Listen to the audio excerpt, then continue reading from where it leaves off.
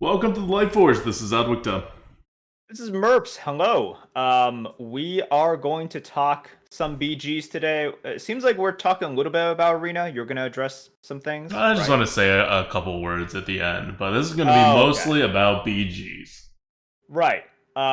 It's going to be mostly about BGs because BGs is the new thing. We've had, a little bit more than a week of the new biggest BG patch we've ever had.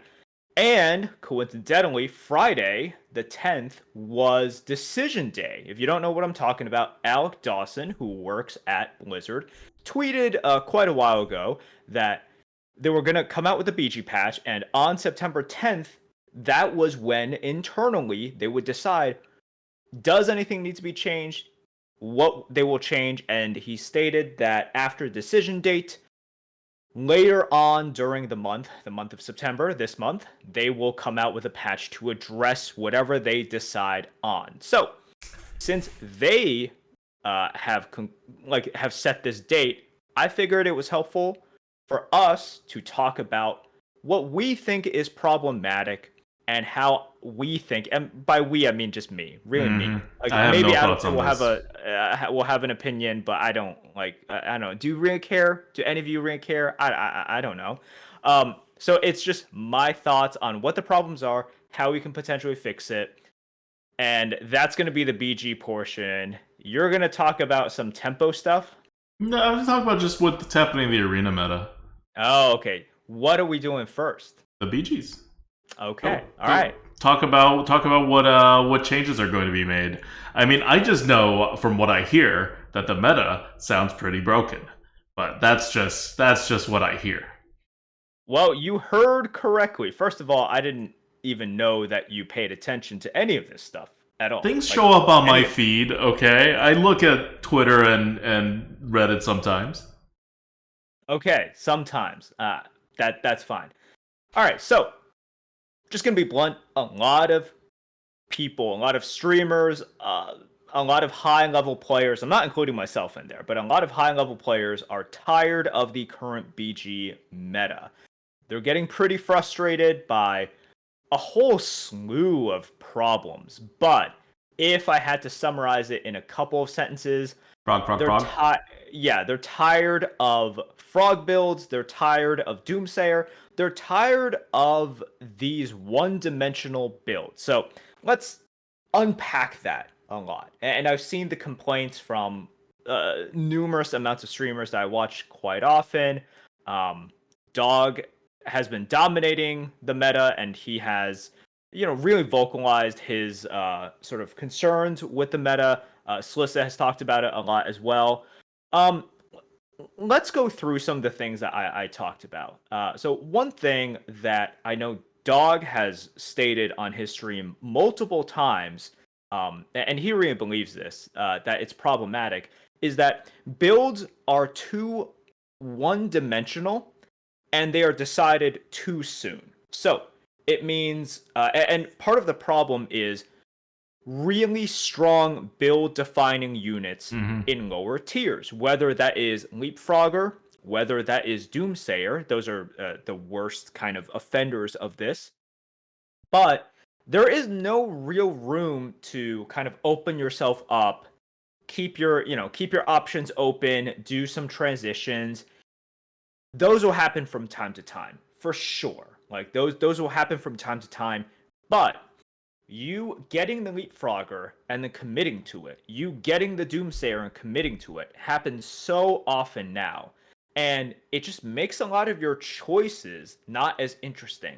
There's obviously still a lot of choices to be made. There are optimal ways to get to a frog build, to build a frog build. There's more optimal ways to play demons, right? It's not just like you grab the Doomsayer and there's literally no decisions, but things get a lot easier. Things get really easy. And that leads to Menagerie being bad. I've said this for a long time. Menagerie builds are good for the game. They force you to be flexible. Do you keep this unit? Do you keep that unit? There's always different types of scaling when it comes to Menagerie.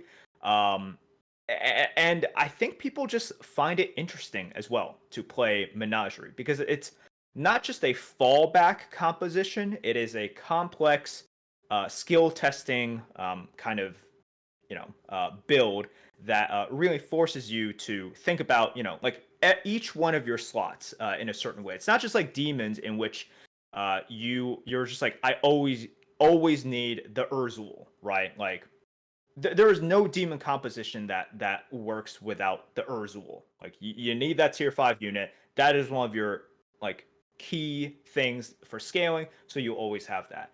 Menagerie is just very, very flexible, but it doesn't exist right now. It like literally doesn't exist. So you're almost always gonna go mono build. Are you dragons? That was decided pretty early on. Are you demons? Decided pretty early on. That's just one of the many problems right there. Okay, so by the way, you can interject at points. I'm not expecting you to. I'm just offering you the opportunity. So do you have anything to say? Otherwise, I will keep going. No, I mean I like simple builds. I like it when I know what I'm doing by turn 5. But I understand people who want actual skill to be in the game. Yeah. Okay. We also have talked about these powerful low tier units, and it just turns the game on its head.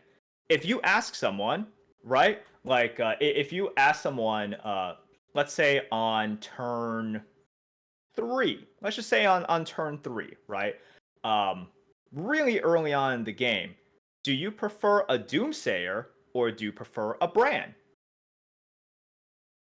Well, okay. Let me flip it a little bit because we're talking right now about frankly extremely overpowered cards that are going to be nerfed, presumably. Does this problem go away if Frog and or Bird gets nerfed and Doomsayer gets nerfed? Like, let's just say they get nerfed to hell. No, because as of right now, well, they would with only those two, probably not right now because the hero powers and the way that things are structured, and we've been moving towards this for a while, where Bran just isn't good anymore, right? In terms of an actual scaling unit, Bran is good as a niche unit that you pick up sometimes to do some cool, like not cool stuff, but like interesting kind of things in like one of the later turns. Like you want it to form the perfect amalgadon, you want it to also build up some econ, do some of this stuff, and then it goes away, right? And then it goes away. It is no longer, and it hasn't been for a while. It's just no longer a centerpiece to your build. Okay. The game What about Lightfang? Trash, actual trash. Yeah, it is.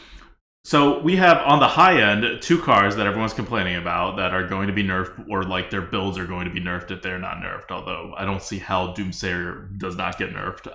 But the Frog, you can conceivably nerf other parts of the build, and have it end up being okay. And then so that's on the nerfing end, and on the buffing end. Right now, Menagerie is trash, and it's probably trash because those 2 pieces that we're mentioning, which are the core of any Menagerie build, haven't been buffed in forever. Like, Lightfang did get buffed quite a number of months ago. By the way, you're going into my entire next segment. Oh, okay. We're going to go tribe by tribe, talk about what needs to change. So you're just like, oh, why aren't we talking? No, we will. So if you want to talk about this, we can talk about it. But you clearly, we are in the part where we're just identifying the issues right now. So okay, so pull your role here. All right. I mean, I think the issues are identified already. Yeah. All right. This is why I stopped to ask if you had more of these issues. You see, I paused and then you just jumped ahead to the next one. Okay, look, let's talk about demons first, because I said it last week. We talked a lot about it here as well. But even early as last week, I said Doomsayer is the most powerful unit in the game. I think it's pretty easy. It's just the strongest unit independently, right? Like you can say, "Oh, Merps, but Leapfrogger beats demons," and it's like, yeah, it does. If you get like the perfect Leapfrogger, it doesn't even have to be perfect, but you get the good Leapfrogger, Reborn, Macaw, Rat Pack, Baron builds. Yeah, they beat demons, right? Like Leapfrogger is like the strongest thing in the game right now, basically. But Leapfrogger doesn't work by itself. You still have to play the game. Doomsayer is just you get a Doomsayer and you can become demons. You can just become demons. So what do we want to do about Doomsayer? At minimum, it has to be at least a tier higher, and it has to be a little bit tougher to trigger. So I think at minimum, Blizzard has to move Doomsayer to tier 4 and make it Avenge 4. If they just do one of those things, as in, oh, I get it at tier 4, but it's still Avenge 3, people still pick it up. Like right now, it's so ridiculous OP that by moving it to tier 4 and then making it Avenge 4, it's still very good. It's just not as blatantly accessible and overpowered as it used to be. So it like this is the bare minimum that I think has to be done in order for this one unit to just. What about keeping it on tier 3 like and keep making it Avenge 4? Oh no. No. Like, reducing the health as well, but just keeping the concept at tier 3. Because if you're thinking from a game design perspective, they put it on 3 for a reason, because they want you to play demons in a certain way. They want you to enter demons at a certain point. And so moving a key card within a tribe like Doomsayer, that's going to mess with a lot of things. Not like they can't do it, but I feel like that's a weightier decision than just like nerfing the card. I don't think that would work, mainly because of the minions that there are right now. A lot of demons taunt and create these like little 1/1s or shitters or whatever, right? Plus, you have Acolyte of Cthulhu, which gives you double taunt, and those are things that people just naturally pick up in the early game. And you have a situation. Okay, so right now it's a 2/6. Let's say they move it to a 2/4, sizable nerf, right? Like it survives things a lot less. And 4, Avenge 4. Yeah, and Avenge 4. So it's Avenge 4 and like a 2/4. A 2/4. The 2/4 doesn't matter as much as it does for a lot of other units, because just the stuff that you've been picking up and the stuff that you're going to get, so many demons taunt and create smaller tokens that it doesn't matter as much. So is it a nerf? Obviously. Look, obviously it is a nerf.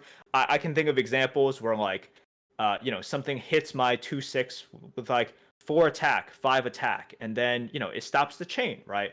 But because of all the other units in the game right now, it's just, it really doesn't matter as much. And I think with Avenge 4, you certainly get less stuff, but I don't think it's enough. I think tier 3 is just one of those problems in which we've seen other units give you econ on tier 3. Like, for example, the tier 3/3 that gives you a gold when it dies, right? That has a death rattle. That wasn't a good unit. I'm not saying like, oh man, look, this is good and that's bad. We know that is bad.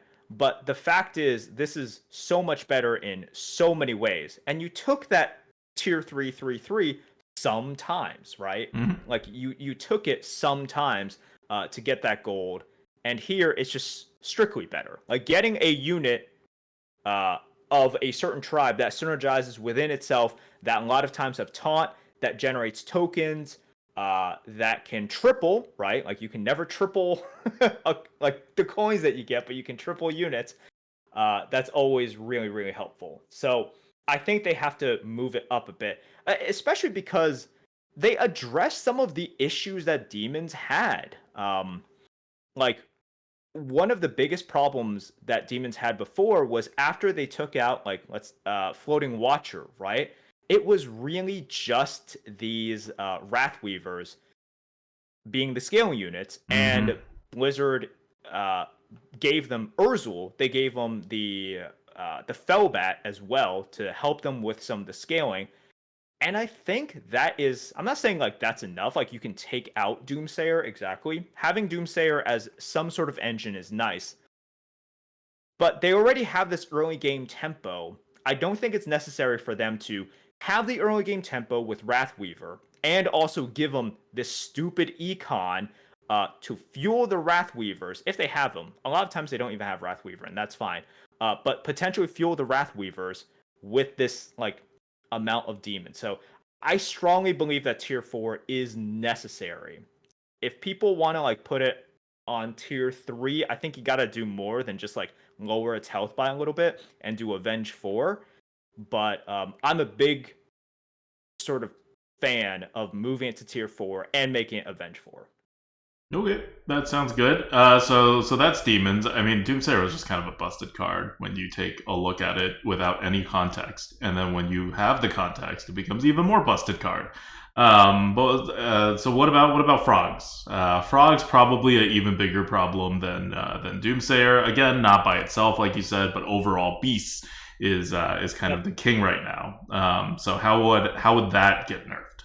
So okay, let's first address frogs, and then we can talk about how frogs aren't actually the issue here. But frogs are kind of like pogo hoppers. It's actually very similar to pogo hoppers in that they are either very problematic or not problematic. Right now, they are very problematic, and it comes from this kind of multiplying within itself.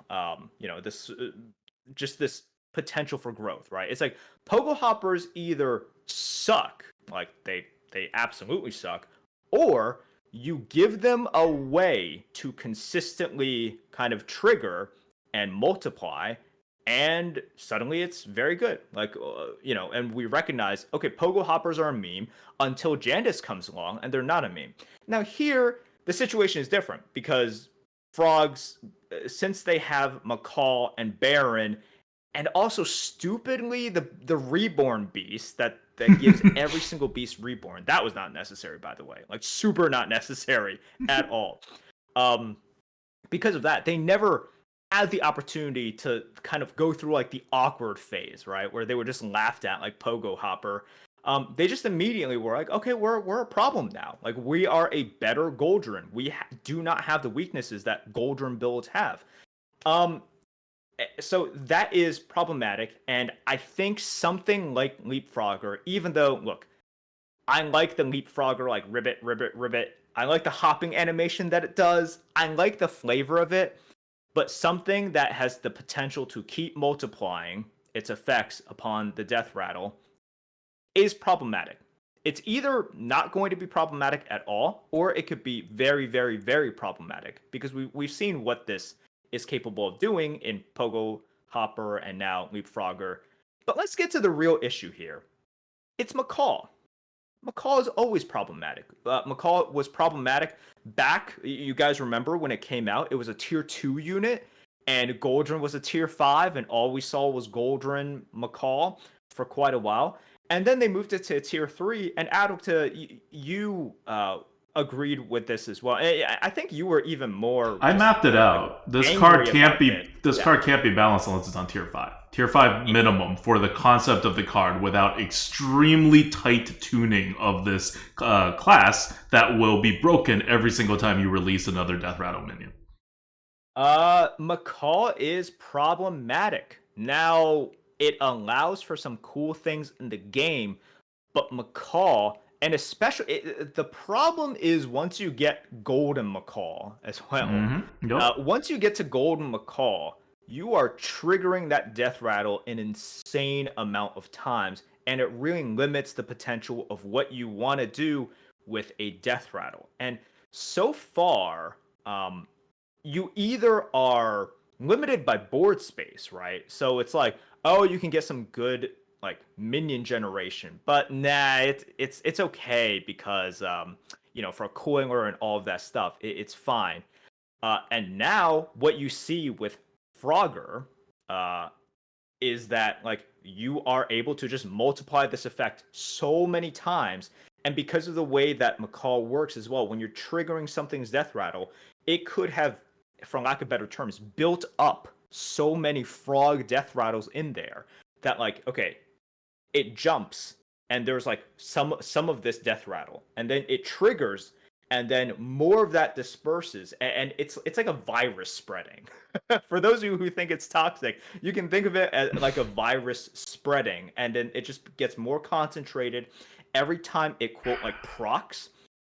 it procs more and more. And this is why it's like, oh, it just starts off with a few ping pongs, and at the end you can have like thousand, like a 5,000 parrot, something like Mm-hmm. that. Delta Simulator 2021. So that parrot is very problematic, and I think it's so limiting in design space. You've said it a lot. I've said it a lot. I just don't think it's worth keeping in the game. So Mm-hmm. I think you gotta get rid of it, and you can just tune everything else around you getting rid of it. But get rid of it. I don't think anyone is sitting there being like, the only reason I play BGs is because of McCall. Like, maybe. You know what? There's probably some people out there. Not even like frog builds, right? It's like, I only play it because of McCall. And if not for McCall, I just wouldn't play this game mode anymore.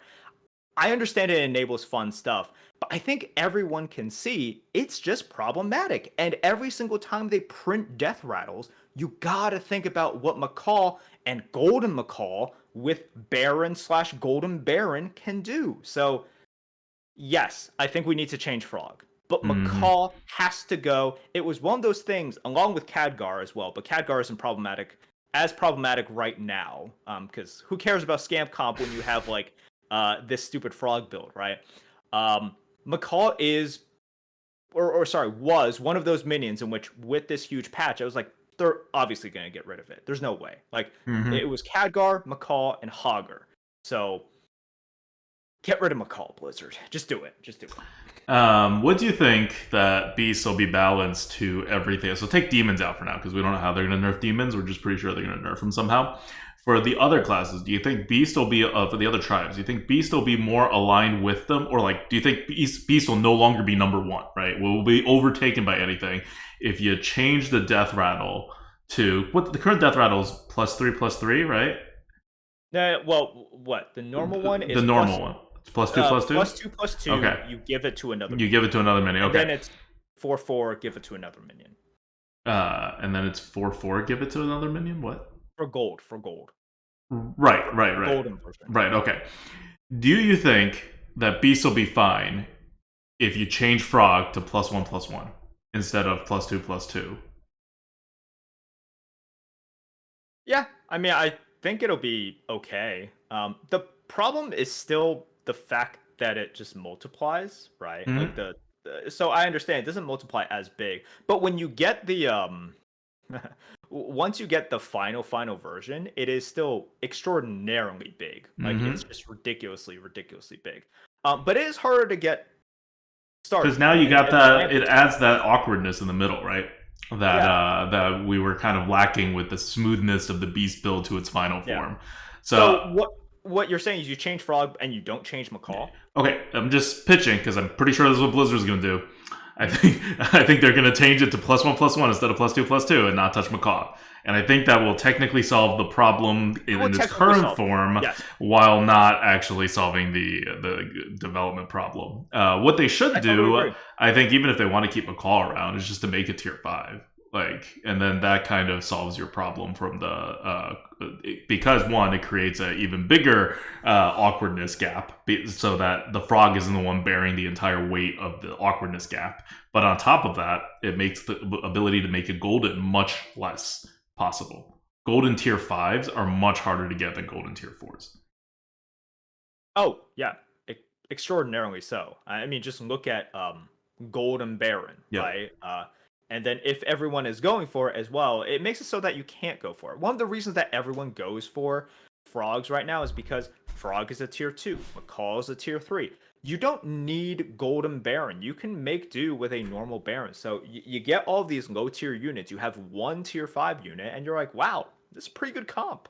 So that's kind of the issue with it. And I agree in terms of what I think Blizzard will do. Yeah, I think they're just going to nerf Frog a Mm-hmm. little bit and keep McCall, and that is a shame.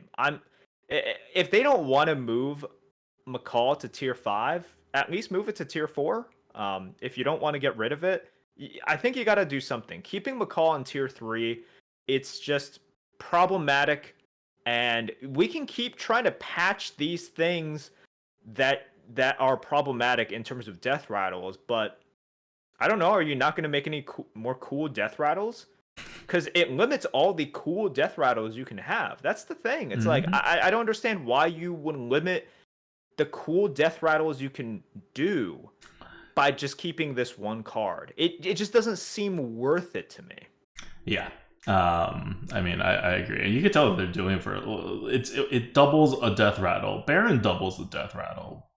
Baron is tier 5.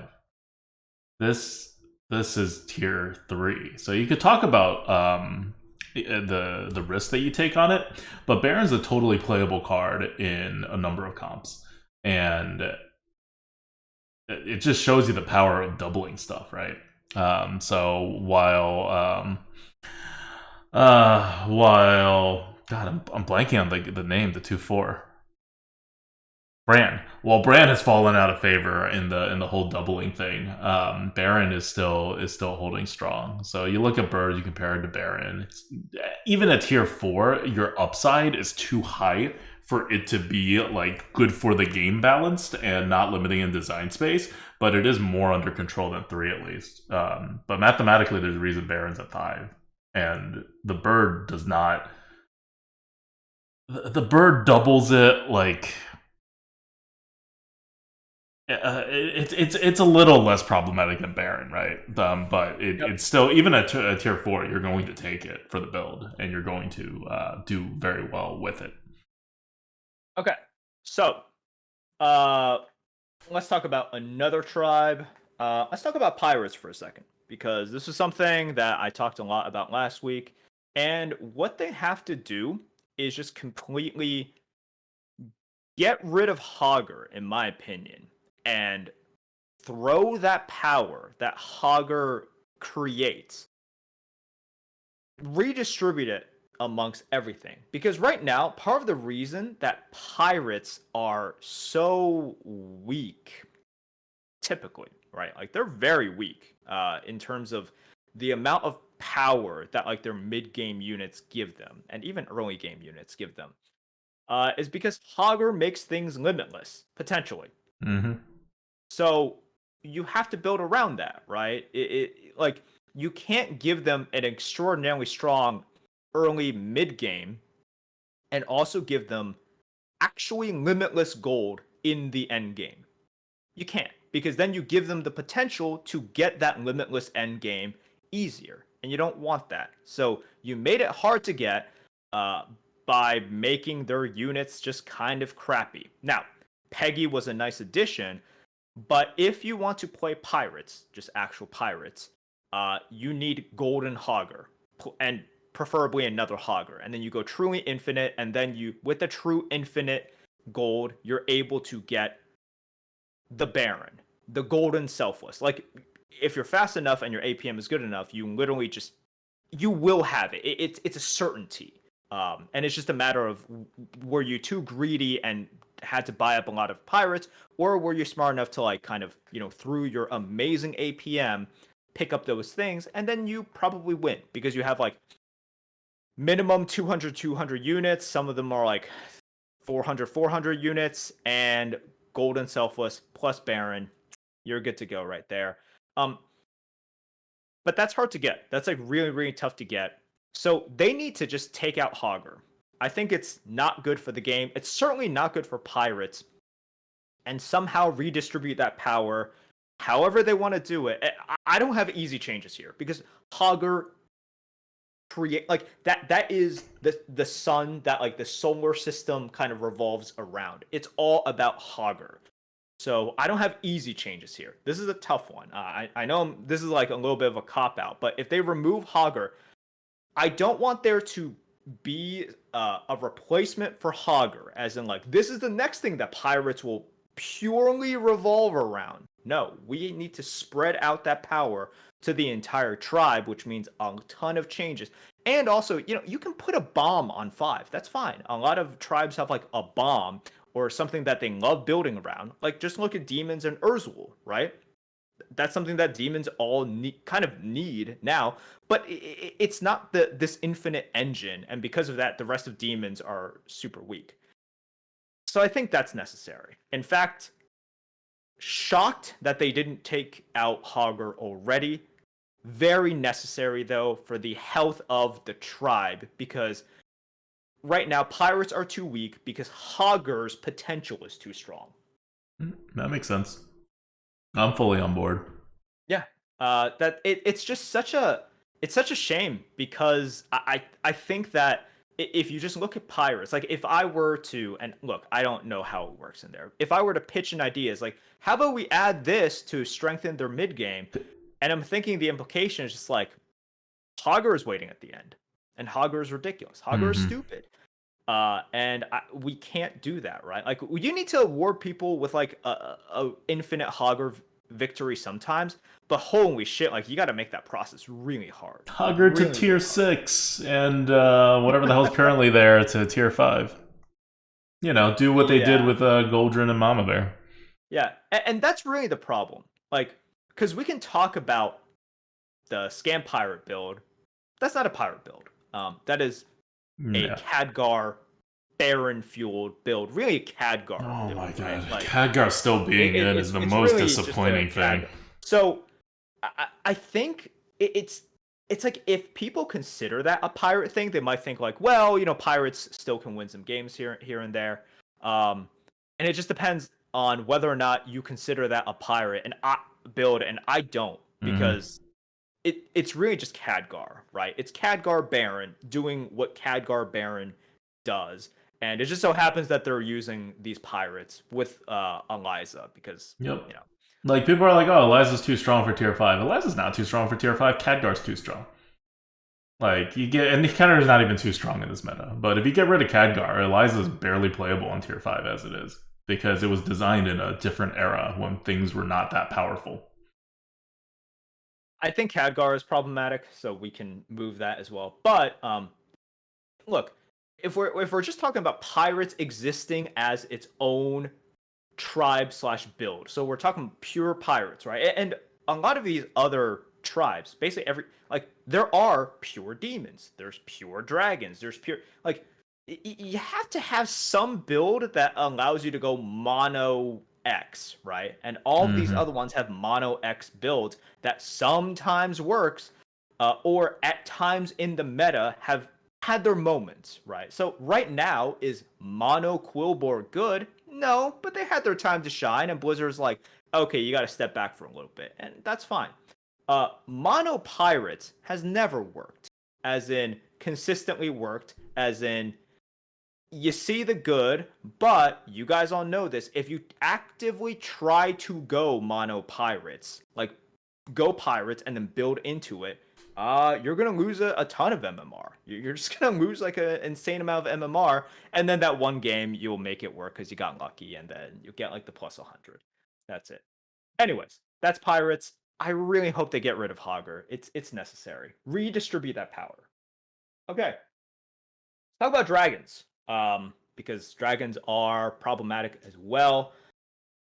And it's kind of a shame. Whelp Smuggler is exactly what they needed in terms of early / mid-game scaling and tiering up. The problem with the Whelp Smuggler right now is that it's, in conjunction with Cthulhu. That's really kind of the issue. Like with Cthulhu, it's really, really dumb. I'm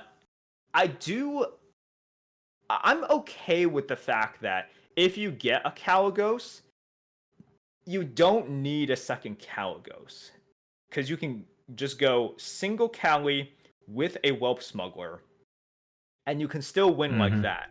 And let's face it, single Cali has not been good for quite a while now. So if we're gonna keep up in the arms race, yeah, like so dragons are fine. It's a Cthulhu problem. Would you change anything in dragons, assuming Cthulhu is out of the pool? I think, yeah, like with this dragon problem, they just have to retouch or do something with like Cthulhu dragon specifically, as in specifically with Cthulhu. Yeah. Take out Cthulhu. Yeah. Are dragons too weak? I think dragons are right now okay. What I would do here is this: I would let them keep Whelp Smuggler, do something with Cthulhu, and this is actually important. because I still want to knock them down just a tiny bit. Take out Prestor's Pyrospawn. I think that Prestor's, What? yeah, I think taking out Prestor's Pyrospawn weakens them to a degree that makes it a little bit more acceptable by keeping the Whelp Smuggler. Like, right now, Prestor's Pyrospawn, what it does is it demolishes mechs. It just kills any sort of this weakness of them just being big, right? It's like, they're big, but then some. It's like, okay, well, if you don't have that Nadina, and even if you have that Nadina, right? It's Yeah, like, but oh, is it really a problem if one of the big tribes counters mechs while mechs counters all the other big tribes? I don't think that. Well, like it's not exactly like one of those things that I think Dragon even needs. Like, I think it should lose to mechs a little bit more often.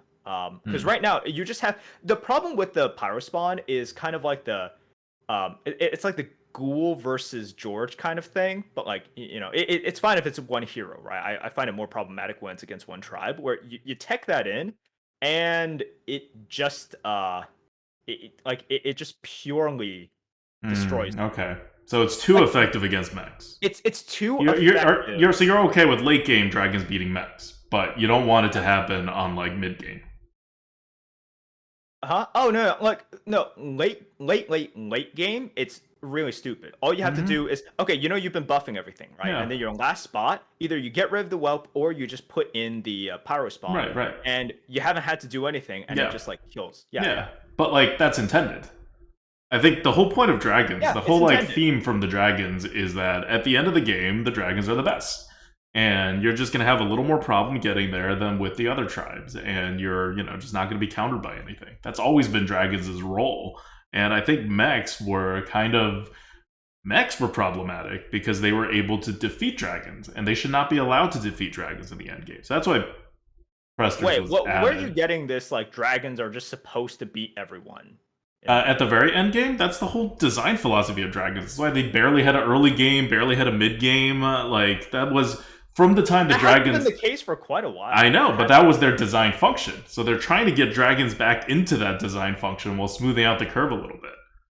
Like, if you were just to plop everybody in on turn, like, I don't know, 10, and then give them 3 turns to build, would you, like, I think if you talk to the developers, they would want you to go dragons. And they would not think of that as a problem, but a feature. I mean, I don't know what the designers are thinking there. Like, I don't know. You're asking me to pontificate on, like, the designers want you to do. I don't know. Like, you're reading into this. I don't think I'm reading into this. They're dragons. This is not a reading into. This is just how dragons function in Hearthstone generally. And their initial design, at least in Battlegrounds, was the exact same. And yeah, they haven't done that for quite a while, but that's because, I mean, that's not even true. They've been that, like, whichever meta we've been in, dragons, end-game dragons have always been a thing, right? They may not have been the best thing, but they've always had their role there, while any other dragons were, like, totally pointless, right? So that's their whole design arc. And what the best thing has always been Murlocs. Always. Okay, fine. So outside of Murlocs, which kind of... Murlocs are weird. I'm going to set Murlocs aside, period, because Murlocs have been weird. They've gone through many different iterations of what they can do and what they're supposed to do. I don't think like Blizzard is consistent with Murlocs at all at what they do in Battlegrounds. But with Dragons, they've been very consistent. From day one, like... You know, everybody has this time to shine. Sometimes things are not keeping up with the power creep and whatever. But from day one, it's been dragons at the end. You have Nadina, you have Caligos. They are supposed to beat everybody, or at least be tied with everybody. They should not be usurped if you have like unlimited resources like towards the end, right? That's my point. That's the design philosophy of dragons. And in this update, what they've done is they've made sure that dragons, one, can still do that because that was becoming a problem, like you were talking about, right? That was becoming a problem for quite a few metas before this one.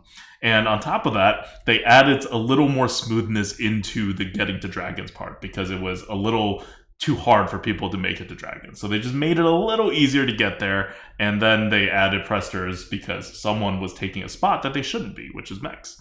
I'm just talking about the design philosophy behind dragons. So when you're talking about removing presters, I think that's going to be a big no from the Blizzard dev team. I think they could bump it up tiers, right? So they're not so that presters doesn't exist as early. But I think in the end game, they do want dragons to be able to consistently beat mechs, or at least be very favored against mechs. So one of the problems right now is like if you are like I'm trying to kind of like reconcile this or kind of tie it to these other changes I want to see, right? Mm-hmm. The problem I see is that once you are doing this kind of stuff, like with all these other changes, I don't like how powerful, how like consistently stupid it is to get these high kind of HP dragons. Part of the reason that dragons just sort of like are not Yeah, good. but that's not a prester problem. No, I agree. It's not a Prester problem, but I want to keep Whelp Smuggler the same, and I Mm. want to keep other stuff. So I'm going to take away their power somewhat in certain Yeah, applications. I think I'm the not saying design team no, is going to go in a Prester is very not different. problematic. I think the design team is going to go in a very different direction than what you're proposing because that's not dragons. Like your real problem with dragons, like you said, it's not Prester, right? Your real problem with dragons is that they smooth out the curve too much, and it's not dangerous enough to play dragons, and then it scales at a certain point way too high, so that you get all these high health dragons, and you want to knock them down a little there. And you're kind of taking it out on Prester because you've identified one matchup that Prester is really good against, and overall, it's like a decent dragon in the And middle. overall, it's good because it also Yeah. hurts Amalgadon, right? It Mm-hmm. hurts Amalgadon, it hurts mechs a lot, but really, I mean, like at the end of the game, it hurts like Amalgadons a lot as well. So the Amalgadon doesn't like 2-for-1 your guy. Yeah. But yeah, I think that if the dragons are going to get fixed, they're going to fix the dragons get too big too quick kind of thing, rather than taking away the whole concept of being able to get rid of divine shields. Oh yeah, well, right. So now you're talking about things that like the likelihood of things. Like Right, right. I mean, I It's both the likelihood of things and like the philosophy of things, right? It's like, do I want to see rogues in arena have board clears? I do not. It's also unlikely for them to do that, but that's not the point. The point is that that's just not the flavor of rogue. That's not how they were designed initially. They dipped their toes in it. The results, at least for arena, are terrible, and they realized it and they went back and they said, "All right, we're just never doing this again." I think it's like that for dragons in that they were not happy. Like, why was Prester added? Like, why? Why would you ever do that? It's because they recognize it was added for a very specific purpose, and they're not going to get rid of that purpose because that purpose supports the entirety of what like the dragon's identity is at the end and what it should be able to accomplish. So I think you can move Prester around, you can like nerf its power, but at the end of the game where you're like, oh, they could just put Prester in and then it'll demolish anything, it's stupid. It's supposed to be stupid. I don't think that end game thing is something that Blizzard's going to let go. And Prester, or some version of Prester, or some version of something that totally destroys Divine Shields, that's going to be in the Dragon's wheelhouse from now on. all right. So we'll see what they do with this. For dragons, it's one of those things where we'll keep an eye on it. Like, not as many people are complaining about dragons because it's Yet. being really just shouted like out by the Doomsayer and the Frog complaints. But this is really going to be problematic if they change that and don't change dragons. Okay, let's talk about mechs because we just talked about mechs. Mechs are in a good spot. The fact that mechs are more than just a stay on tier 4 comp is good, and now you have Mech Goldrin. I'll call it Mech Goldrin because it's Omega Buster along with Baron. Along with these refreshes, Mecharol is cool. It has a lot of uses, whether or not you taunt it, where you're putting it. Mechs have these interesting decisions now, and they have alternative ways to scale. I like where mechs are at right now, and I just want to see what happens if we stay like this for a little bit. So I'm fine with mechs for now, and I think we can just address those other things, and then we can see where mechs are in a little bit. They might be a little bit too powerful once you nerf all the other stuff. But you know what? We can give mechs their time to shine if that happens. If that does happen. All right. Let's talk about elementals. It's the same issue we talked about, so I won't address this for way too long. Tier 6 elementals suck. If anything, the best additions to the elemental package like they support Nomi and Domo. Recycling the recycling elemental recycling wraith is really, really good.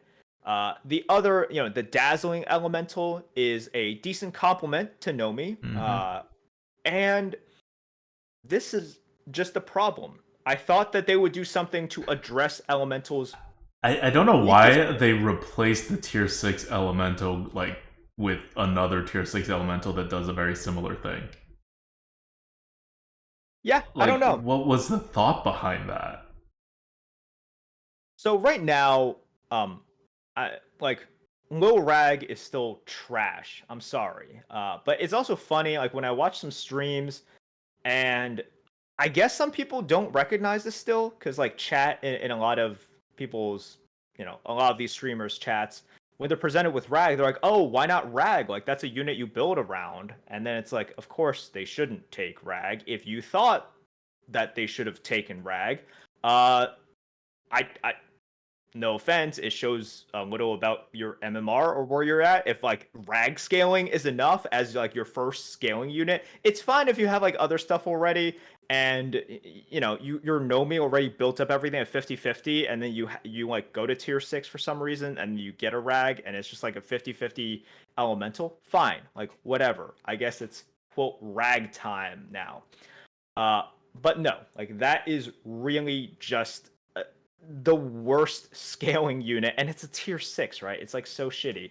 They have to change the entire tier 6 elemental package. Master of Realities is doing nothing. Because it's Gar, the unit that it replaced, just with its stats swapped around a little. It's Gar. Essentially one giant unit that like scales according to other stuff. Right, it's like a Gar. It doesn't matter if it's a better Gar if it is a Gar. Yeah, it's like they looked at Gar and they identified the problem not as Gar is kind of a weird fit in the elemental package as a tier 6 unit, and instead was like, oh, Gar's not good enough. Let's make Gar better. It's just a weird conclusion. Trash the entire tier 6 elemental package. Give us something else. That's the thing. Like delete all 3 of those units. Don't just tweak them. Because I think elementals deserve something on tier 6, at least one thing. But get rid of those 3. It's not working. Like, you've tried a couple of things. Genie is just silly in terms of, like, look at Genie and look at Doomsayer, right? It's, like, kind of funny, like, how that works. But yeah, get rid of that. Just put in something else. The tribe should have something on higher tiers, but brand new ideas. I'm once again, I'm doing a cop out. I'm not gonna think of one, but you guys gotta get rid of all of those. But the other elementals, how are they working? Lower tier elementals, Nomi elementals. Great, right? Nomi works great. It's very strong, especially with the recycling wraith. Nomi elementals got a huge boost in power. It's cool. If you get an early Nomi, yeah. If you get recycling wraith, and also recycling wraith has interesting implications with something like, let's say, Millhouse, right? Millhouse is doing pretty well, and part of the reason Millhouse is doing pretty well is recycling wraith. Recycling wraith is giving it a lot of juice, like making its refresh free.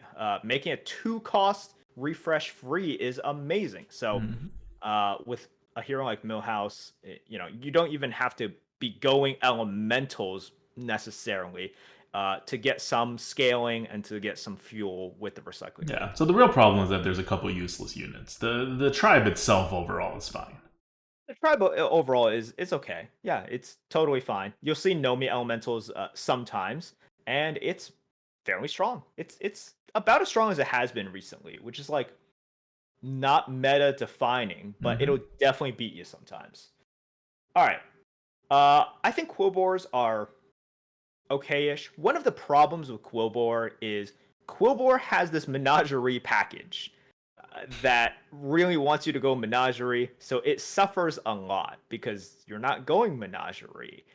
And pure Quillbores haven't been good since like when since the days when Quillbores just dropped, but they were so overpowered that Blizzard, in typical Blizzard fashion, wants you to forget about them for a while, and then maybe we'll see the rise of Quillbores. So that's okay.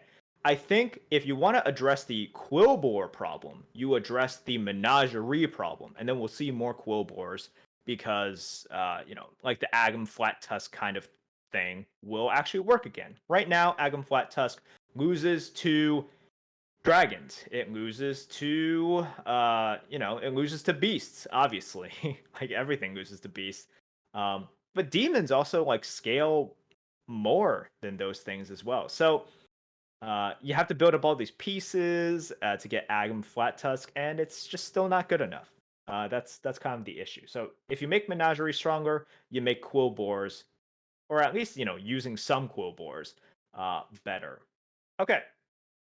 Um, and then we have Murlocs. Murlocs are okay-ish, as in Flurgle is not bad. I like using Flurgle. Flurgle has its, place. They just made poison really, really tough to get. And this could be definitely more okay if they implement a lot of the nerfs that we previously talked about. So these other things just aren't huge. But part of the problem with Murlocs is poison is so hard to get, and poison is more necessary than ever this meta. So I've always been okay with just giving them the poison minion back because they could just be this cheesy poisonous tribe, right? Like just let them have the poison. That's okay. I'm okay with this instead of like the tier 5 thing that, which you guys know, always gets sniped first, or 3 things die and then it gets sniped immediately and you're like so close. So I'm okay giving it back poison. I don't know. I don't think anyone was like, oh, Murlocs are super OP, and then they made it worse while buffing all these other They things. wanted to Doesn't make make sense. it more fun. They had a new keyword. They wanted to use it. Yeah, but that was really disappointing. And then of course, like I watch streamers and they have like, what's the tier 5 thing? Sephin? Like, Yeah.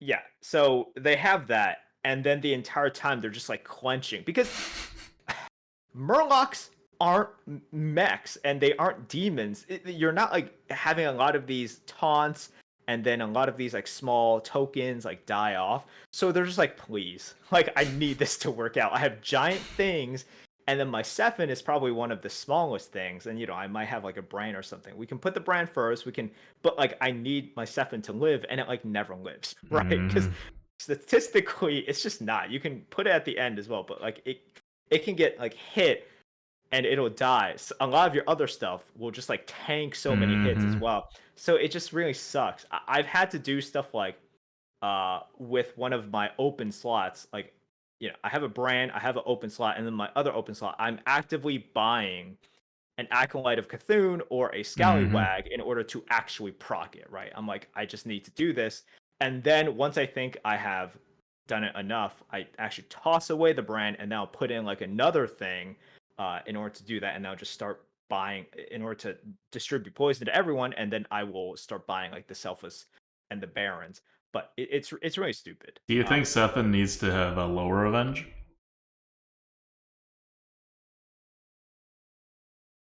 I'm okay with just giving back Toxfin. I Okay, am so so that's not okay. going to happen. What would you want to do with Septon? Yeah, you can give it lower revenge. I think giving it lower revenge is okay. Just because like you can give Murlocs more easy access to poison. I think that's okay. The tribe is just so bad right now, as in Hmm. the tribe doesn't inherently have tech, right? Yep.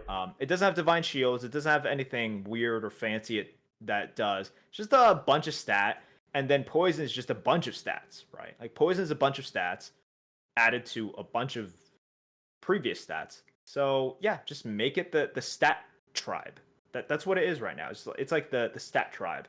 Murlocs have a decent Murlocs have a decent amount of health, and if you give them poison, a ton of attack.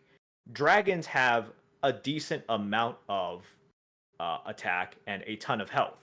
Like that's them. So, but dragons also have like a unit that gives them all divine shields and yada yada yada. So it's It's part of the even more reason why health. dragons are better. Yeah. All right. So, are we talking about Menagerie now? Or. I think with Menagerie, they just have to give a lot more powerful kind of units. Or what they have to do is like give some sort of, this is just me like off the top of my head. Um if they want to go with this avenge thing, because they seem to like it these days. I don't know how much support they want to give. You can try to give more powerful avenge procs, but have it proc off of not pure avenge, as an avenge of different types. So when it's like avenge Mm-hmm. 3, but those 3 have to be different types, and then you get like a big reward in terms of tempo or in terms of a whatever, right? We can do that if they want to do avenge. But overall, you just got to give more menagerie That's support. gonna have that same issue though as I Sephin. know. Like, Oh yeah, look. I'm not saying that this is exactly what I prefer. I'm just saying if they want to keep doing avenge stuff, I don't like avenge. I'm just gonna put this out right now. I am not a fan of avenge. I don't like it. I'm not saying it is as toxic as like arcane canon, because it is definitely not. Because it's a different meta, it's a different thing. But I don't like how it sort of kind of reminds me of canon sometimes. And I think you guys know what I mean by that. So I don't like the mm-hmm. mechanic. But if they were going down this route, why not throw some menagerie support behind it? But in general, more menagerie support a little bit earlier on, and the payoff right now, Light Fang and Brand, they're just relics from 2019 now. They haven't changed. Bran. I mean, Bran's not really the problem. The problem is what you can buff, right? The problem is that they last buffed the Menagerie minions like over a year ago. So it's maybe not 2019, but it's very like mid 2020. I forget when the buff actually came through. And the power levels have just gotten higher than that. And that's the entirety of Menagerie when you're talking about Bran. Um, like Lightfang got its buff, but it's probably time to buff it again.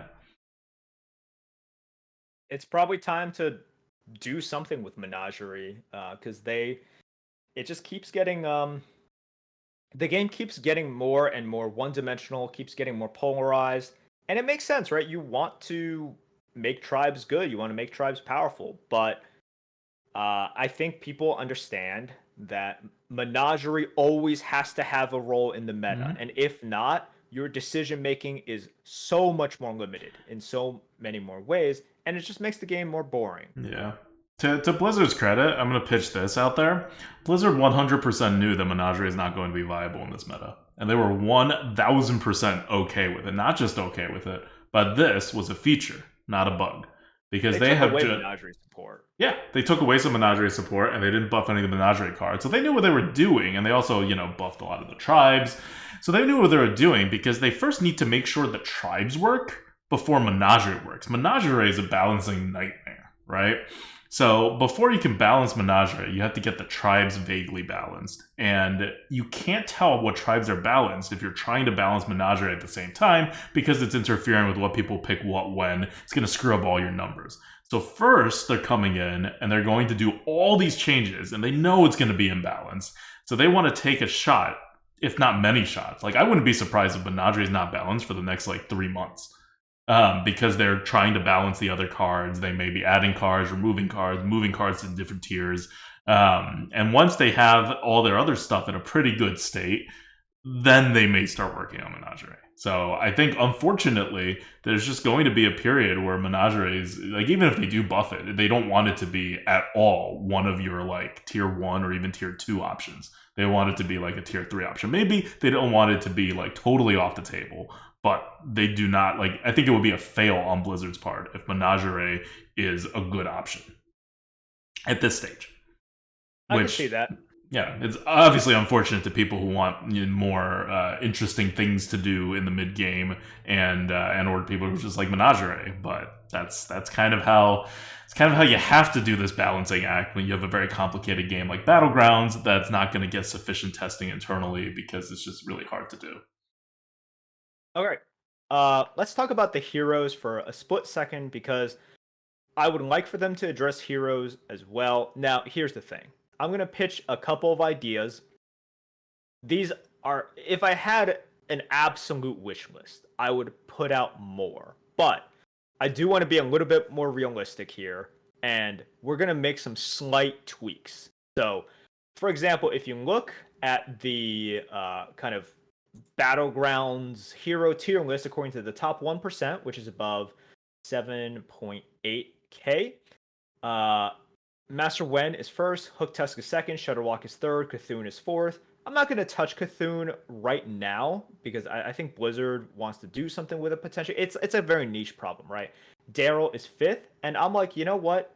We're going to leave Daryl, and I'm going to just tweak 2 of the top 3, and between all of these, I think Master Wen is a little bit problematic. Do I think Hook Tusk is problematic? Yes, but I'm going to keep Hook Tusk as is, and I'm going to change Shutterwalk a tiny bit. So here are my proposed changes. If they're not just going to remove them to, I'm in favor of them just for kind of removing these for now and figuring it out, but I don't think that's going to happen, right? You have paying customers who just pay for new skins. You take away these heroes immediately. Ugh, I don't know about that. Okay, let's talk about Master Wen for a second. It's hard to change it without changing the flavor, but I want it to be a little bit more skill testing. So for Master Wen, I would just keep the exact same thing, except cover one of the hero powers. Huh? That's what I would do. What do you mean cover? Make it a question mark? Yeah, make it a question mark. You either take the one that you can see, or you go for the mystery or box. A random one. I see. And sometimes you are just like, well, this one is so good, I wouldn't have any. I don't care about what's in the mystery box. Sometimes it's so bad, you're like, I'll always take the mystery box. Like if it's Pyramid, right? And you're just like, I don't give a shit about Pyramid. I'm always taking the mystery box.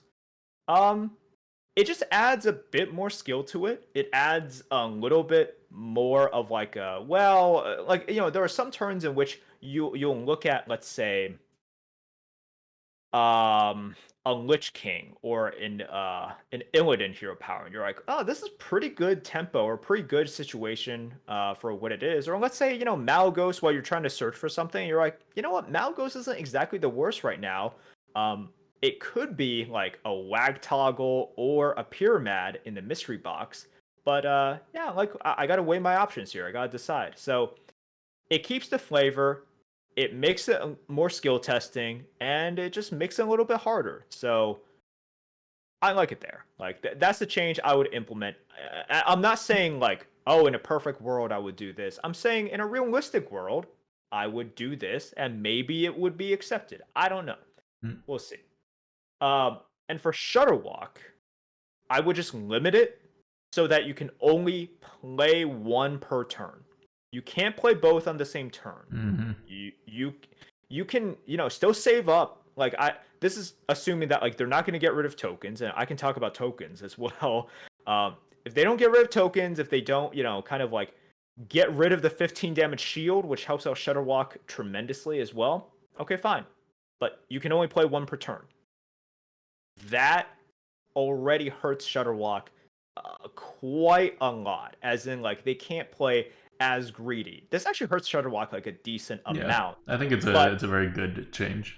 Yeah, and you know what? It makes them play a little bit more honest, or it forces them to be a lot stronger going into these turns.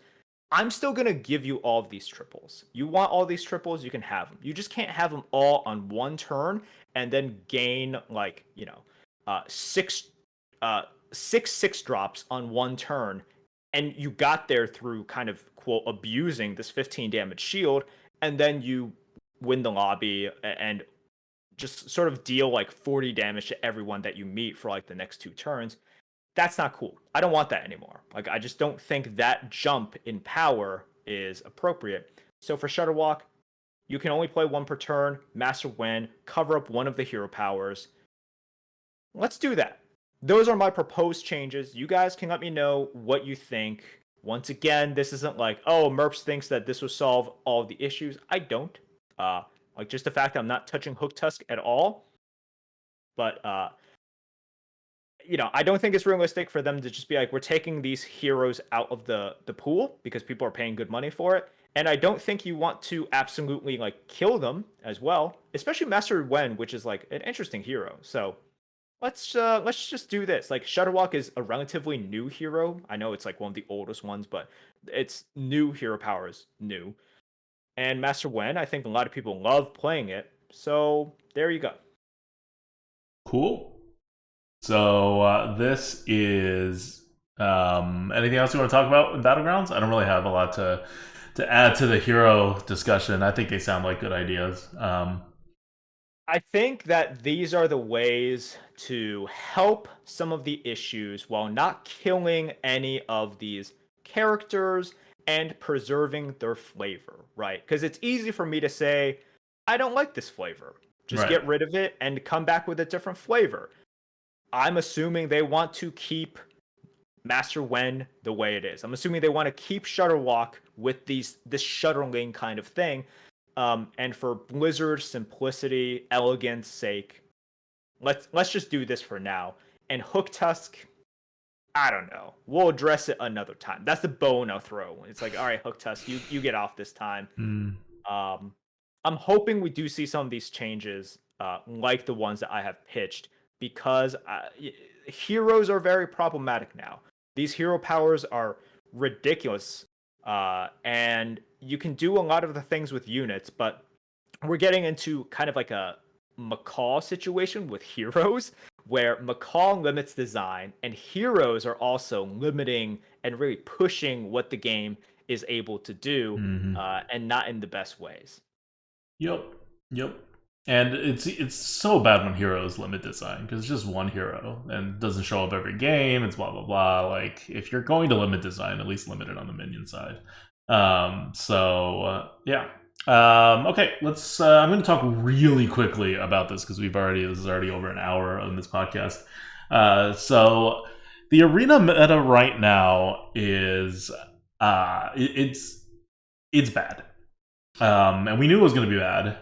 And I'm not talking about, like, people seem to really have the problem with Warrior and Druid not being playable, but that's not really that big of a problem. Just don't pick them. Like, you have 8 other classes to pick. Yeah, it sucks. Yeah, it also sucks that it's been around for, like, 2.5 weeks now, and Blizzard hasn't hit the button for whatever reason, but it's not actually out there ruining all of Arena, especially for people who know what they're doing.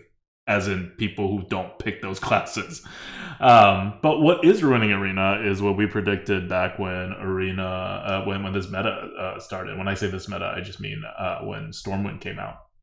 And it is a tempo meta. Until they do a rotation, it's always going to be a tempo meta, and there is card quality problems on the top end and the bottom end because there are so many old sets that are in the meta right now. Compared to what there usually are, and the normal anchors of Ashes of Outlands and Skullman's Academy, problematic though they may be, are no longer here. So you've introduced a ton of like power spikes and differences at different points in the game, and depending on what cards your opponent have, almost none of these are things that you can foresee or play around. And a lot of the bombs are literally just, oh, I happen to draw my 2/4 for 3. That is no longer a valid card in this game. And my opponent also has a 2/4 for 3 in his deck, and he just didn't draw it. And so, therefore, I'm probably going to lose this game if we have similarly powerful decks. So that stuff is more problematic now than before because there are fewer bad players in the arena now. Whenever the game launches a new expansion, people flood all the game modes, arena included, and so you have a period of pretty soft meta. And in that soft meta, you can already see these problems. But when the meta gets harder, when people know what they're doing more, and when you have less free wins, it becomes really, really obvious that it's hard to get 7 wins with most decks, but you can never know which deck is going to get 7 wins or not, even less so than usual, because you can just face opponents that had to draw their 3-mana 2/4 very, very easily. You face 3 of those, and that's the same as getting 3 easy opponents. On the other hand, if you face 3 opponents with your Ysseras, with your Zephyrs, that's the equivalent of facing 3 nearly unbeatable opponents, and almost doesn't matter what your deck is. If you don't have a top 5% deck, you're going to lose that if they have those cards and draw it. And that's where the meta is right now. If you want, like, we're putting up a 12-win on Wednesday, a mage deck. And that was just a ridiculously amazing deck that no one could beat because we had really amazing cards. But without those cards, I've had runs go, I don't know, like 3 to 4 wins, but usually they still go more than 5. But plenty of very good decks, what I would consider very good decks, run into draw problems or just my opponents having really, really, really, really good decks at around like 7 wins, and it can't recover from it, and then your run is over. So this is happening even more so than before the Stormin era. And I know a lot of people coming into Stormin was like, oh my god, with Skullamance and Ashes of Outlands out, there's going to be more stability because those were like super swingy kind of sets. But those sets actually brought a lot of stability into the meta, even though it totally warped the meta. It was warped into a new form that was stable. Whereas these old sets coming in, by their sheer badness, while keeping the goodness of the newer sets, and even the old sets, right? Zephyrs is not a super like new card. Their power spikes are really felt, and so we've undone all the good that the core set has brought. Is kind of where we're at, and we knew this was going to happen, and the meta's already there. The meta's been there for a couple weeks, and so when Blizzard inevitably hits the button, that's not going to solve anything. But on the bright side, we are also probably coming to the close of this rotation. So if you look at it, early August was when the set launched, which means we have maybe 3 weeks more in this meta, I would say. So even if they don't push the button, even if whatever happens, there's going to be a rotation, and maybe the next rotation will be better. But if the next rotation is still a wild rotation, it almost doesn't matter what kind of sets that they put in there. If it's wild, it's going to be bad.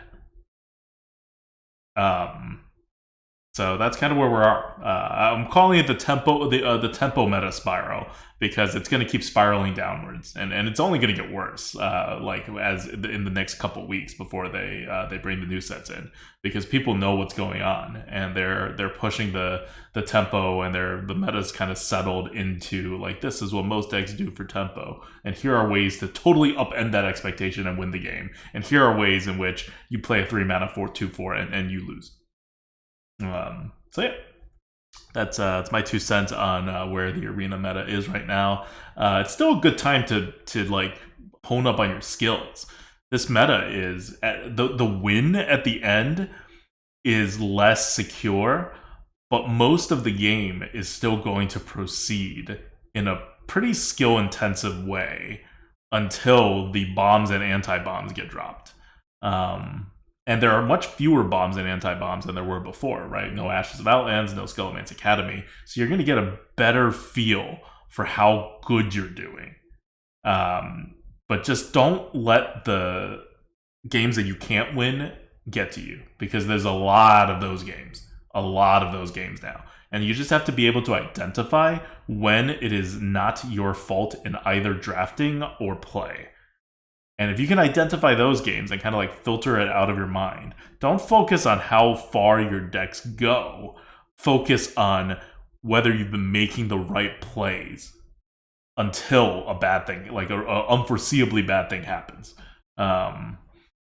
Like it's still a meta in which you can gain a lot of skills in. I think in many ways it's a meta where it's easier to practice your skills than in previous metas, even if it matters less.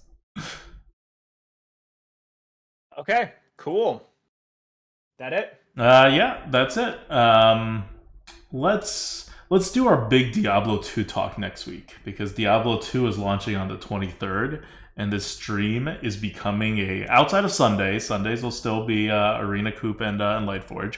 Outside of Sundays, it will be a Diablo 2 stream for at least a whole week, maybe longer than that. We're huge Diablo 2 fans, and No, I am. oh, sorry, I'm not a huge. I've only played like 200,000 hours. I did not play 200 million hours, as you apparently have. You don't even care about playing it like the first weekend. You don't. I mean, I will. I will play it over the first weekend, but like I like untwinked experiences better. And this whole BattleNet thing, it's gonna swarm immediately, right? And it's gonna devolve very quickly. So you know, I'll be playing. I'll be playing Thursday night. I'll be playing Friday night. I'll be playing Saturday. Brand new's on board. Although, what's she rolling first? I don't know. We'll see. It's soft core, right? Like, it's not going to be that bad, even if she sucks. Which she will, because she's never played this game before. But hopefully she'll pick it up quick enough, and we'll put her on a easy to play kind of like build. So Necro. I don't think she wants to play Necro. She hates old people, and her definition of old people is like 30 years old and above. Which includes her. So she hates everyone in D2. Yeah, she hates. They made everyone old. That's true. Yeah, I am so happy, by the way, that they tweaked the Amazon's looks, because it was so terrible when they previewed it, and now it just looks like a properly aged Amazon warrior, right? Not like a troll that is also 80, that has magical powers, that's doing weird stuff with her face on top of that. No, so.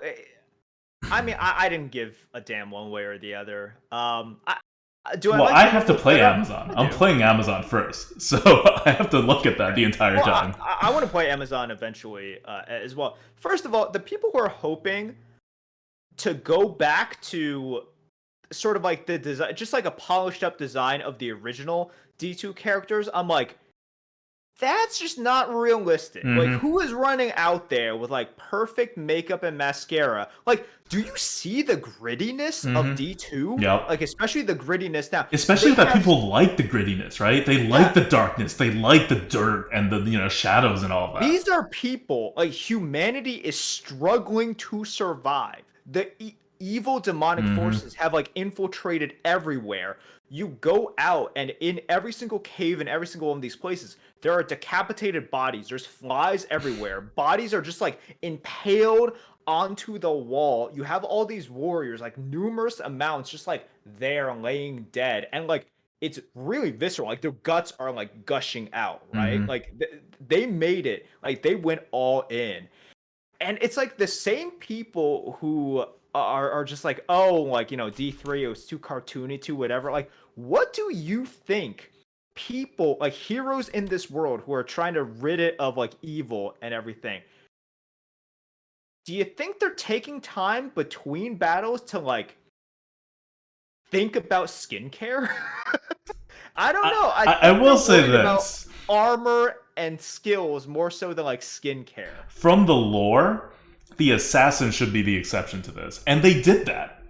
The assassin, even from the original designs, when everybody looked like, oh god, like the assassin looked at least like she was actually doing the magic stuff that she's supposed to be doing, because that's kind of her like powers and lore and her like job. They made everything more realistic, quote unquote, and gritty. Yes. And this is why, for example, the Barbarian got smaller. Yeah. The Barbarian is not. Although I didn't know that they had to do that. The Barbarians are like barely human, right? Like in lore. Yeah, but like I think they wanted to like ground, like everything is a bit more grounded. Right? I like the new Barbarians compared to the old one, the look of it, but I didn't think they had to do it. I think that was something they wanted to do. Whereas the Amazon they had to do. That made no sense. The Barbarian is no longer a Mr. Olympia bodybuilder hours before the show with like dehydrated, weak as hell, roided up, and just like vascular, but like can't lift 50 pounds in real life because like they have no liquid inside of them at all. Like no, it actually looks like functionally strong and just all of this stuff. So I like all of these changes, but it's just like kind of funny, although really sad to see all this criticism. You got to make the Sork prettier. You got to make the Amazon prettier. You got to make the Barb like more swole. I'm like, that won't fit at all. Like if you see the art style that they did, and everyone should have seen it if you're interested because they had the open beta. If you see how much they embraced the gothic just design, and not just gothic design, the bleak and hopelessness of the world. Like you travel through it, and then they go through really into the theme that like, because you're walking in the path that Diablo walked, and he just like brought death and despair upon everyone, right? Like you're always one step behind him. So it's like, yeah, these people who have lived through it and are trying to fight through it, they've seen some shit. They've literally seen some shit. So yeah, I don't think they give a damn about any of that stuff, which I love. I love this. Like that was the feel you got in the original D2, and you are really gonna feel it in D2 Resurrected. All right. I mean, except that it's still D2 and they didn't change or balance anything, so that means you're not really gonna feel it. You're not really gonna retrace the steps of Diablo. You are instead going to go to 5 different waypoints over the course of the game and do boss runs. That's exactly what happened. Yeah, that's exactly what happened. That's the path of Diablo. Just repeatedly going to a waypoint, battling through one area, killing a boss, and then repeating. That's what Diablo did. That's what Diablo did. All right. That's good. Yeah, we'll talk about D2 next week. All right. Okay, so until next week, this is Adwicta. This is Merp. See you guys. Okay.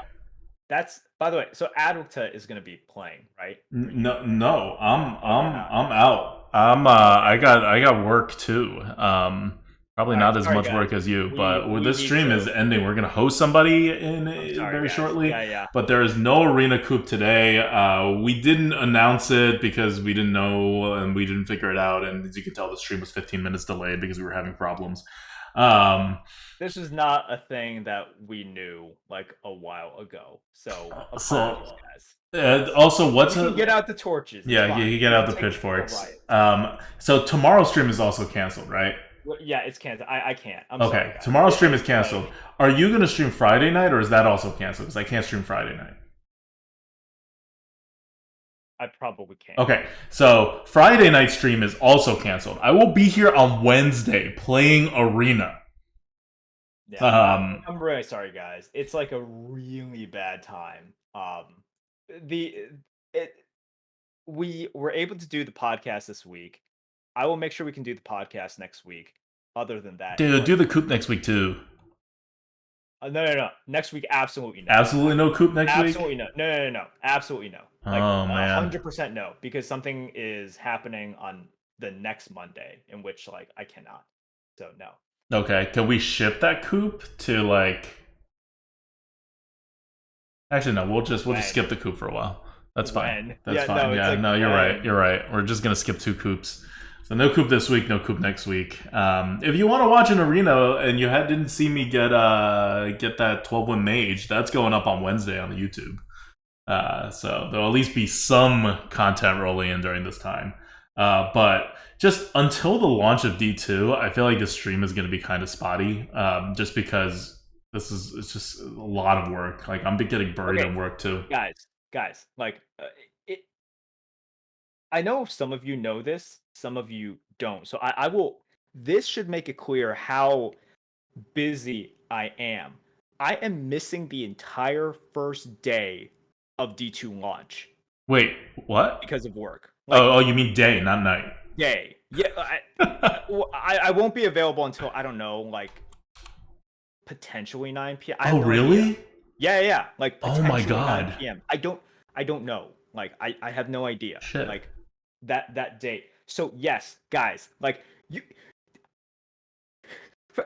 For those of you who don't understand how serious this is, I am not able to play Diablo 2 when it comes out. That's how serious this is, okay? So us canceling, it's not just me willy-nilly. Like, I have... Oh, God, it's so painful. I have to give up Diablo 2 release day. Okay. Oh, my... So then I think for Diablo 2, I guess we're not streaming Thursday night then. We'll just stream Friday night. And then, like, Saturday also, right? And then just keep going for, like, a week through that? I don't know. If you can get there at 7, we'll do it. But I don't want to, like, play Battle.net by myself, like, for 2 hours before you. So let me know. If you can be there at 7, we can stream and start playing. If you can't, then we could just play offline. And then we'll stream starting on Friday. But we're going... You're down for streaming every night after that, right? Or no? Like, are you still going to be? Because I can't. My stuff actually just gets worse. I can stream at least some. Okay, because my stuff just gets worse and worse until that first full week of October. But I can like join in for like probably most of the stream. I just have to like bounce out for certain times. Yeah. But okay.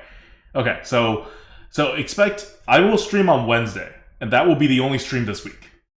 Then on Sunday we will have a podcast. And maybe a stream after that, maybe not. No promises. I really, really, really don't know. Then I assume the next Monday is also a no for you? Definitely no. Okay, so the next Monday is also a no. Next Wednesday is absolutely a no. And next Wednesday, you mean the 22nd?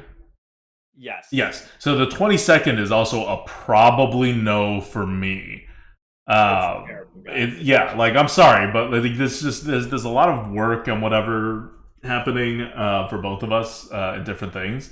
But that Friday on the 24th, we will be here and we will be playing Diablo for the entire night, and we will be doing that on Saturday. Yes. That is a yes. And then on Sunday we will be doing Lightforge and Coop. So that's starting the 24th, 25th, 26th, 27th, 28th, 29th, 30th, right? Going on. We're going to do a lot of like D2 streams, and we're going to bring the normal Lightforge Coop stuff back. ZBD ladder does not start when the game launches. So that is a good thing, at least. Ladder will happen later on. Ladder doesn't launch with the game. They said they wanted to just launch the game first, and then ladder will happen at some point. That is when the real game begins, because that's when I'm going to do hardcore ladder. Okay.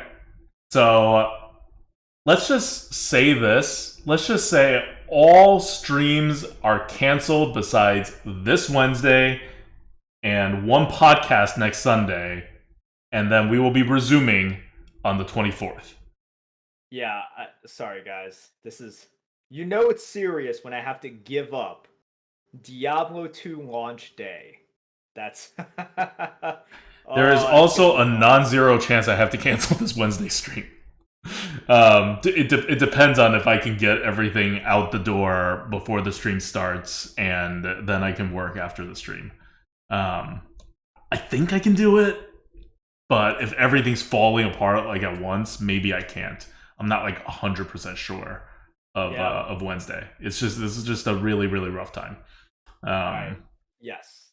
That's the state that we're in. I'm sorry, guys. You can always watch the copious other arena and beach. Well, there are actually a lot of BG streamers, but the copious amounts of arena streamers. What about dual streamer? Streamer? That's true. What about dual streamer? That's true. Anyways. Okay. Anyways, that's it, guys. Thanks for understanding. You can, F's in the chat for my Diablo 2 launch date. I can't believe you're like not even able to play until like so late. Yeah. Oof. Yeah. I'll be able to play probably before that. That's good for you. Wow, that's so good. Like maybe. I'll be spotty, but like my work is not like I have to be working like 15 hours a day. My work is like I have to be on call all the time, and I'll probably be working like 10 hours a day. No, I will be like literally unavailable. So, yeah. My thing's like I have to be on call for like 16 hours a day, but I only have to work 10 of them. All right. Anyways, guys, I'm out. I'm out. Okay. Have a good night, everybody. We will. Let's see.